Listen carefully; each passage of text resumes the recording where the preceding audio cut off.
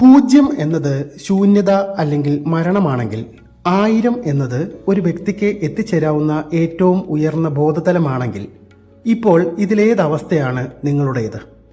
ഇപ്പോഴത്തെ അവസ്ഥ ദുഃഖമാണെങ്കിൽ അതിൽ നിന്നുകൊണ്ട് സന്തോഷത്തിനെ നേടാൻ സാധിക്കുമോ? ഇപ്പോഴത്തെ അവസ്ഥ പരാജയമാണെങ്കിൽ അതിൽ നിന്നുകൊണ്ട് വിജയത്തിലേക്ക് എത്താൻ സാധിക്കുമോ?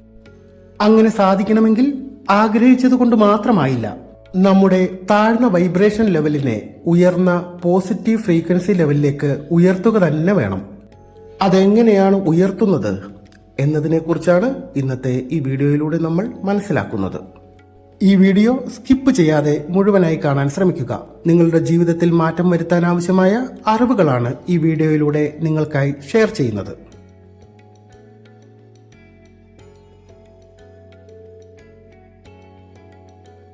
ഈ ചാനലിന്റെ ആഭിമുഖ്യത്തിൽ യോഗിനി വിദ്യയെ അടിസ്ഥാനമാക്കി മലയാളത്തിൽ ആദ്യമായിട്ടുള്ള ഒരു ലളിത സഹസ്രനാമ പഠനം ആരംഭിച്ചിട്ടുണ്ട്. വിശദാംശങ്ങളും ജോയിൻ ചെയ്യാനുള്ള ലിങ്കും ഫസ്റ്റ് കമന്റിൽ കൊടുത്തിട്ടുണ്ട്. ദയവായി നോക്കുമല്ലോ. എല്ലാവർക്കും ഒരിക്കൽ കൂടി സ്വാഗതം. ഓരോ മനുഷ്യനും സ്വന്തം ഊർജ മേഖലയിലാണ് ജീവിക്കുന്നത് എന്ന് നിങ്ങൾക്കറിയാം. ഒരു വ്യക്തി പ്രപഞ്ചത്തിലേക്ക് അയക്കുന്ന നിലവിലെ വൈബ്രേഷണൽ ഫ്രീക്വൻസിയുടെ അടിസ്ഥാനത്തിൽ അയാൾക്ക് പ്രപഞ്ചത്തിൽ നിന്നും സമാനമായ പൊരുത്തമുള്ള ഒരു ഫ്രീക്വൻസി തന്നെയാണ് തിരിച്ചു ലഭിക്കുന്നത്. ആധുനിക ഭൗതിക ശാസ്ത്രം പറയുന്നത് നമ്മളുടെ പ്രപഞ്ചത്തിലുള്ളതെല്ലാം ഊർജമാണെന്നാണ്. നമ്മളുടെ ശരീരം ആറ്റങ്ങളും തന്മാത്രകളും ചേർന്നതാണ്. അവ ഒരു നിശ്ചിത ആവൃത്തിയിൽ അല്ലെങ്കിൽ ഒരു സിഗ്നലിന്റെ രൂപത്തിൽ ഊർജത്തെ സ്പന്ദിപ്പിക്കുന്നു. നമ്മൾ ചിന്തിക്കുമ്പോഴോ ഒരു പ്രത്യേക ചിന്ത ജനിക്കുമ്പോഴോ നമ്മളുടെ തലച്ചോറിലെ കോശങ്ങളും ന്യൂറോണുകളും ഒരു പ്രത്യേക ആവൃത്തിയിൽ സ്പന്ദനാവസ്ഥയിൽ ആയിരിക്കും. ഈ സിഗ്നലുകൾ മറ്റു വൈബ്രേഷനിലുള്ള ജീവികളെയോ അനുഭവങ്ങളെയോ സംഭവങ്ങളെയോ ആകർഷിക്കുകയോ അല്ലെങ്കിൽ തടയുകയോ ചെയ്യും. സാമാന്യ ജനത്തിന് കാര്യങ്ങൾ എളുപ്പത്തിൽ മനസ്സിലാകുന്നതിനു വേണ്ടി നമ്മളുടെ പൂർവികർ ഈ ശാസ്ത്രമെല്ലാം കഥകളുടെ രൂപത്തിൽ എഴുതി വച്ചിട്ടുണ്ട്. എന്താണ് നിങ്ങളുടെ വൈബ്രേഷണൽ ഫ്രീക്വൻസി എന്നതുകൊണ്ട് ഉദ്ദേശിക്കുന്നത്? നിങ്ങളുടെ ആത്മാവിന് പ്രപഞ്ചത്തിന്റെ ഊർജങ്ങളുമായി സംവേദിക്കാൻ കഴിയുന്ന വേഗതയാണ്, അല്ലെങ്കിൽ കൊടുക്കൽ വാങ്ങലിനുള്ള വേഗതയാണ് നിങ്ങളുടെ വൈബ്രേഷണൽ ഫ്രീക്വൻസി എന്ന് പറയുന്നത്. ഇത് മനസ്സിലാക്കാൻ 0 മുതൽ 1000 വരെയുള്ള ഒരു സ്കെയിൽ യൂണിറ്റ് ശ്രേണി നമുക്ക് ഉപയോഗിക്കാം. ഇവിടെ 0 എന്നത് ശൂന്യത അല്ലെങ്കിൽ മരണമെന്നും 1000 എന്നത് ഒരു വ്യക്തിക്ക് എത്തിച്ചേരാവുന്ന ഏറ്റവും ഉയർന്ന ബോധതലത്തിനുള്ള സാധ്യത അല്ലെങ്കിൽ എൻലൈറ്റ്മെന്റ് എന്നും മനസ്സിലാക്കാം. ജലം എന്നത് ഒരു പ്രത്യേക അവസ്ഥയാണ്. അതിനെ 0 ഡിഗ്രിയിലേക്ക് മാറ്റുമ്പോൾ ഐസ് അല്ലെങ്കിൽ മരവിപ്പിന് തുല്യമായ അവസ്ഥയുണ്ടാകും. 100 ഡിഗ്രിയിലേക്ക് മാറ്റുമ്പോൾ തിളപ്പിക്കലിന് തുല്യമായ അവസ്ഥയും ഉണ്ടാകും. ഈ രീതിയിൽ വൈബ്രേഷണൽ ഫ്രീക്വൻസികളെ അളക്കാനായി സാധിക്കും. ഈ രീതിയിൽ തന്നെ ബോധത്തിനെയും അളക്കാം. ഡോക്ടർ ഡേവിഡ് ഹോക്കിൻസ് എന്ന പാശ്ചാത്യ ഭൗതിക ശാസ്ത്രജ്ഞനാണ് ഈ മേഖലയിൽ ഏറ്റവും കൂടുതൽ ഗവേഷണങ്ങൾ നടത്തിയിട്ടുള്ളത്. 25 വർഷത്തോളം നീണ്ട അദ്ദേഹത്തിന്റെ ഗവേഷണത്തിൽ 2.5 ലക്ഷത്തോളം മനുഷ്യരുടെയും വസ്തുക്കളുടെയും ആവൃത്തികൾ അദ്ദേഹം അളന്ന് തിട്ടപ്പെടുത്തുകയുണ്ടായി. കൊലപാതകികൾ, തടവുപുള്ളികൾ, മോഷ്ടാക്കൾ തുടങ്ങി സിനിമാ താരങ്ങൾ, വ്യവസായികൾ, കായിക താരങ്ങൾ, രാഷ്ട്രീയ നേതാക്കൾ എന്നിങ്ങനെ സമൂഹത്തിന്റെ എല്ലാ മേഖലയുമുള്ള ജനങ്ങളെ അദ്ദേഹം പരീക്ഷണത്തിന് വിധേയമാക്കി. അദ്ദേഹത്തിന്റെ അനുമാനത്തിൽ ഈ ഭൂമിയിലെ 80% ജനങ്ങളും 200 എന്ന വൈബ്രേഷണൽ ലെവലിന്റെ താഴെയാണ് ജീവിക്കുന്നത്. മനുഷ്യന്റെ അസംതൃപ്തിക്ക് കാരണവും അത് തന്നെയാണ്. അർത്ഥവത്തായ മനുഷ്യന്റെ സംതൃപ്തി 250 എന്ന തലത്തിൽ മാത്രമേ ആരംഭിക്കാൻ കഴിയൂ. അവിടെ എത്തുമ്പോൾ കുറച്ച് ആത്മവിശ്വാസം ഓരോ വ്യക്തിക്കും ഉയർന്നു വരും. ഒരു വ്യക്തിയുടെ ബോധം ഏത് നിമിഷവും 200-ൽ താഴെയാകുമ്പോൾ അവരുടെ ശക്തി നഷ്ടപ്പെടാൻ തുടങ്ങുകയും ദുർബലരാകുകയും ചെയ്യുന്നു. ഈ അവസ്ഥയിൽ ചുറ്റുപാടുകളും സാഹചര്യങ്ങളും അവരിൽ സ്വാധീനം ചെലുത്തി അവരെ ഇരയാക്കുകയും ചെയ്യും. അങ്ങനെയാണ് മനുഷ്യൻ സാഹചര്യങ്ങളുടെ സമ്മർദ്ദത്തിൽ പെട്ടുപോകുന്നത്. ഒരു വ്യക്തി ജീവിതത്തിന്റെ വ്യത്യസ്ത മേഖലകളിൽ വ്യത്യസ്തമായ ബോധതലങ്ങൾ പ്രകടിപ്പിച്ചേക്കാം. ചിലത് ഉയർന്നതായിരിക്കാം, ചിലത് താഴ്ന്നതായിരിക്കാം. ആത്യന്തികമായി ഒരു വ്യക്തിയുടെ ബോധത്തെ നിർണ്ണയിക്കുന്നത് മൊത്തത്തിലുള്ള ശരാശരിയാണ്.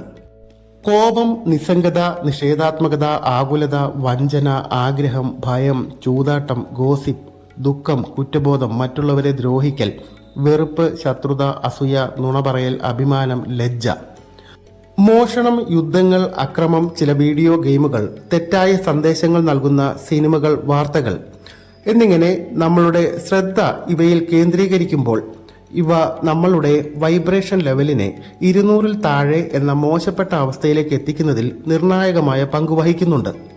നിങ്ങളുടെ പോസിറ്റീവ് വൈബ്രേഷൻ ലെവലുകൾ കുറയ്ക്കുന്ന ആന്തരികവും ബാഹ്യവുമായ ശക്തികളെക്കുറിച്ച് ബോധവാന്മാരായിരിക്കുക.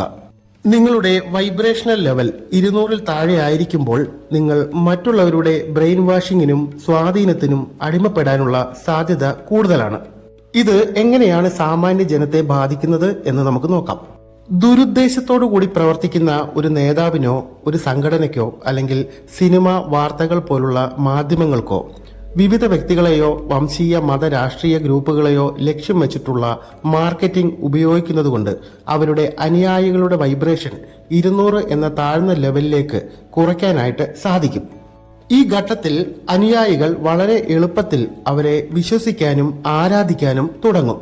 ഒരു വ്യക്തിയെ മാനസിക അടിമത്തത്തിലേക്ക് എത്തിക്കാനും താളത്തിനൊത്ത് തുള്ളിക്കാനും ചെയ്യേണ്ട ഒരേ ഒരു കാര്യം ആ വ്യക്തിയുടെ വൈബ്രേഷൻ ലെവൽ 200-ൽ താഴെ എത്തിക്കുക എന്നത് മാത്രമാണ്. വൈബ്രേഷൻ ലെവലുകളെ അല്ലെങ്കിൽ ആവർത്തികളെ കണക്കാക്കുന്നത് ഹെഡ്സ് എന്ന യൂണിറ്റിലാണ്. 500-ഉം അതിനു മുകളിലേക്കും വൈബ്രേഷൻ ലെവലുള്ള ഒരു വ്യക്തിക്ക് വളരെ എളുപ്പം തന്റെ ആഗ്രഹങ്ങൾ സാധിച്ചെടുക്കാൻ സാധിക്കും. ലോ ഓഫ് അട്രാക്ഷൻ തുടങ്ങിയ പല മാനിഫെസ്റ്റേഷനുകളും പൂർണ്ണ തോതിൽ നടക്കുന്നത് ഈ ഒരു വൈബ്രേഷൻ ലെവലിൽ മാത്രമാണ്. 500-ഉം അതിനു മുകളിലേക്കും എത്തിയ ഒരു വ്യക്തിയുടെ സ്നേഹം യഥാർത്ഥമായിരിക്കും. അതിൽ കളങ്കമുണ്ടാവില്ല, അത് സ്ഥിരമായിരിക്കും. അതിന് താഴെയുള്ള എല്ലാ വൈബ്രേഷൻ ലെവലുകളിലും മനുഷ്യന്റെ വികാരങ്ങൾ സാഹചര്യങ്ങൾക്കും സ്വാധീനങ്ങൾക്കും അനുസരിച്ച് മാറിക്കൊണ്ടിരിക്കും. 500 വൈബ്രേഷൻ ലെവലുള്ള ഒരു വ്യക്തിക്ക് 200-ൽ താഴെ വൈബ്രേഷൻ ലെവലുള്ള 1,00,000 വ്യക്തികളെയെങ്കിലും സ്വാധീനിക്കാൻ സാധിക്കും എന്നാണ് പറയുന്നത്.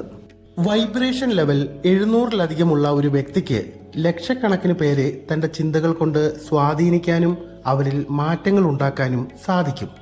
1000-ന് മുകളിൽ വൈബ്രേഷൻ ലെവലുള്ള വ്യക്തികൾക്ക് കോടിക്കണക്കിന് ജനങ്ങളെ സ്വാധീനിക്കാനും അവരെ ഉയർത്തിക്കൊണ്ടുവരാനും സാധിക്കും. അവരെ അവതാരങ്ങൾ എന്ന് നമ്മൾ വിളിക്കാറുണ്ട്. ഉദാഹരണത്തിന് ശ്രീബുദ്ധൻ, ശ്രീകൃഷ്ണൻ, ബാബാജി, സിദ്ധയോഗികൾ, യേശുക്രിസ്തു തുടങ്ങിയവർ. ഇനി നമ്മളുടെ വൈബ്രേഷൻ ലെവൽ താഴ്ന്ന അവസ്ഥയിൽ നിന്നും ഉയർന്ന സ്റ്റേജിലേക്ക് എങ്ങനെ മാറ്റാം എന്ന് നമുക്കൊന്ന് നോക്കാം.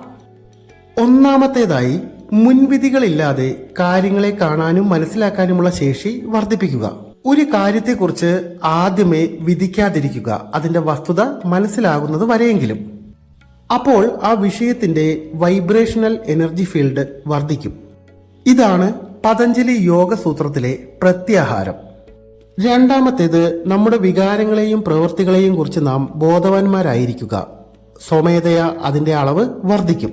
മൂന്നാമത്തേത്, നമ്മൾ കൂടുതൽ സമയവും ഏത് ഊർജ മേഖലയിലാണ് ചിലവാക്കുന്നത് എന്ന് നമ്മൾ തന്നെ സ്വയം തിരിച്ചറിയുമ്പോൾ നമുക്ക് അതിനെക്കുറിച്ച് ബോധമുണ്ടാകും. അങ്ങനെ ബോധമുണ്ടായാൽ തുടർന്ന് ആ ബോധത്തെ അടുത്ത ഉയർന്ന സ്റ്റേജിലേക്ക് മാറ്റാനുള്ള നടപടികൾ ബോധം സ്വയമേവ തന്നെ സ്വീകരിക്കും. ഇത് നടക്കണമെങ്കിൽ സ്ഥിരോത്സാഹം ആവശ്യമാണ്. ഒരു ലെവൽ മുകളിലേക്ക് പോയാൽ പോലും ജീവിതത്തിൽ വലിയ മാറ്റങ്ങൾ സംഭവിക്കും. പക്ഷേ അതിനായി നാം തുടർച്ചയായി പരിശ്രമിക്കേണ്ടതായിട്ടുണ്ട്. നമ്മൾ അടുത്ത ലെവലിലേക്ക് നീങ്ങുമ്പോൾ അത് ഞാനല്ല, എന്റെയല്ല എന്ന വസ്തുതയ്ക്ക് വിധേയമാകുമ്പോൾ, നമ്മുടെ അഹങ്കാരം തകർന്നു പോകുമ്പോൾ നമ്മൾ മുന്നോട്ട് പോകും. അങ്ങനെ ഒരു വ്യക്തിയുടെ വൈബ്രേഷൻ ലെവൽ വളരുമ്പോൾ ആ വ്യക്തി കൂടുതൽ മര്യാദയുള്ളവനായി മാറും. ഈ പ്രപഞ്ചം നിങ്ങളെ കാണുകയും മനസ്സിലാക്കുകയും ചെയ്യുന്നത് ഭൗതിക പ്രപഞ്ചത്തിലെ ഒരു ഭൗതിക ജീവിയായിട്ടല്ല, മറിച്ച് ഊർജത്തെ പ്രക്ഷേപണം ചെയ്യാനും സ്വീകരിക്കാനും കഴിയുന്ന തന്റെ തന്നെ ഒരു ഭാഗമായിട്ടാണ് എന്ന് മറക്കാതിരിക്കുക. ഈ വീഡിയോയെക്കുറിച്ചുള്ള നിങ്ങളുടെ വിലയേറിയ അറിവുകളും അഭിപ്രായങ്ങളും ഷെയർ ചെയ്യുക. നന്ദി, നമസ്കാരം.